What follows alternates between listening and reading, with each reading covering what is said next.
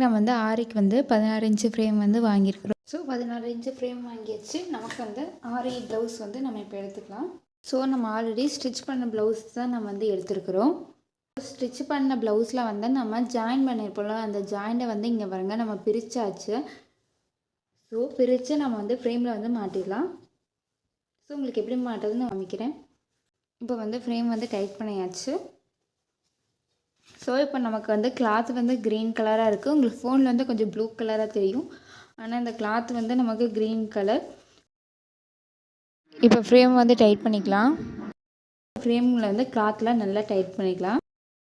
So border வந்து என்ன கலர்னால் நமக்கு வந்து காப்பர் கலர் வந்துருக்குது. ஸோ நமக்கு வந்து க்ரீனும் காப்பர் இருக்குங்காடி க்ரீன் கலர் போட்டால் தெரியாது. ஸோ அதனால் நம்ம காப்பர் கலர் வந்தால் நம்ம மேட்ச் பண்ண போகிறோம். அதுக்கான காப்பருக்கான மெட்டீரியல்ஸை உங்களுக்கு நான் முன்னாடியே காமிச்சிருக்கேன். ஸோ இப்போ வந்து நம்ம ஆரி ஒர்க் வந்து ஸ்டார்ட் பண்ணலாம்.